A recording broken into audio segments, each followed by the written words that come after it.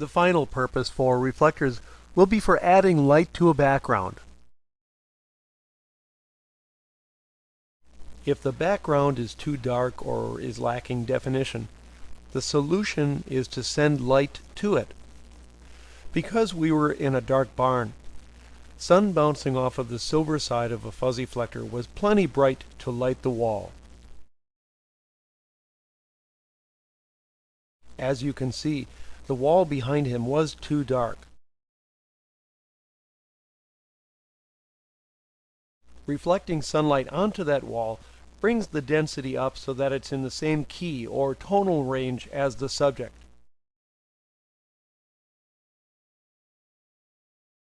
That dark and flat shed in the background needed some attention. So I used the mirror side of two fuzzy reflectors, although I could have used one and separated the panels, to reflect sunlight back to that shed wall. Because I wasn't a high volume senior shooter, there were some techniques that I just didn't do very often. Like, for example, this guy was from 1999, and I didn't need to light a barn wall again until the previous example in 2012. So it helps to be able to recall things when you need them. That's why this program has so many different tips and techniques. You never know what you'll encounter shooting on location.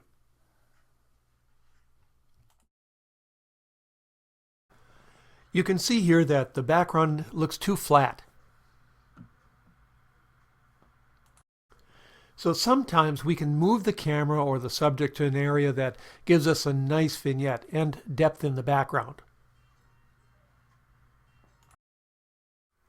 When we don't have that natural vignetted background, we can light up the area behind the subject with a reflector to create the look of a natural vignette. You can light the background in a variety of ways, but a reflector is the easiest if we have some sunlight nearby to reflect.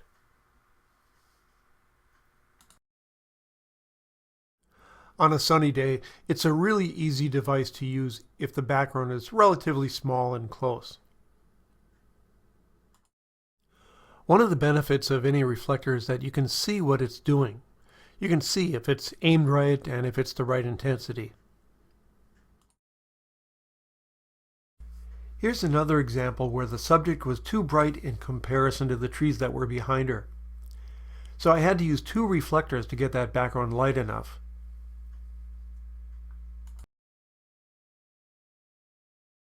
You can see the problem here with that dark background and her light top. Those keys don't work very well together.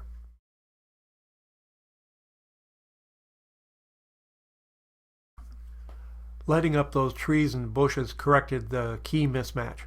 But one other thing to remember is that when we light that area with a sharp light source, and because of the way lenses handle out of focus highlights, we end up with a crisp look to that background. So if you don't want that, I'd recommend opening up a stop on your lens for a better bokeh on the background. In this case, I didn't do that, so I blurred it in Photoshop, which is not the ideal way.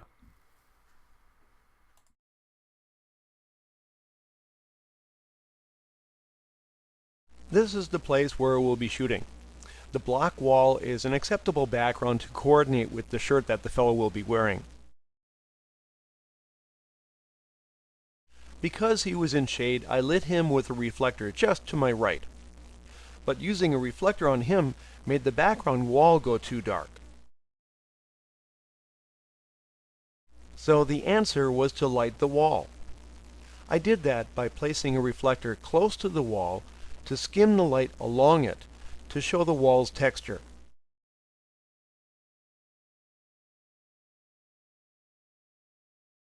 This is the image with just the reflector on him, and with the addition of the background reflector to better blend with that stone background.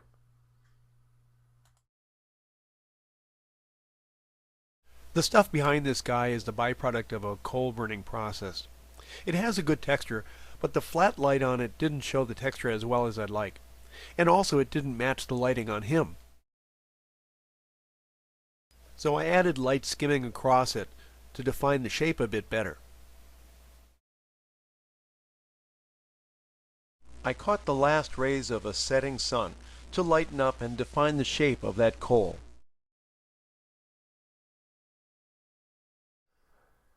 Because she's out closer to the light, she's brighter than the wall behind her.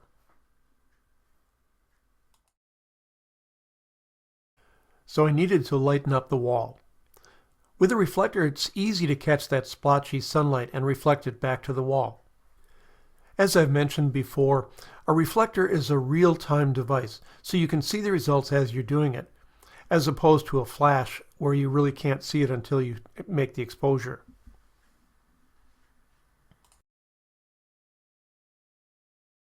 In the next series, I'll use reflectors to overpower the blue skylight and the green light bouncing off of the grass on the subject, and then a second fuzzy reflector in the distance to reflect sunlight to the target.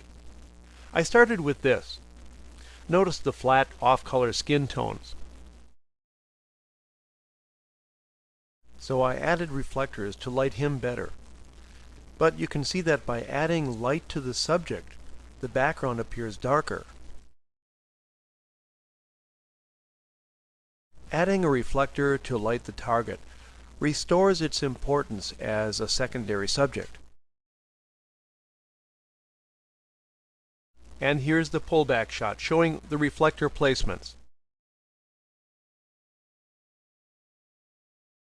One more look at the before and after.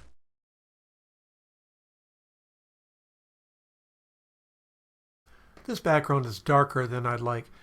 I didn't have any lighting tools with me, so how can we fix it? In cases like that, I'll use Photoshop. I use the quick selection tool, then refine edge or select and mask to make a separate layer of just the background, then lighten the background separately.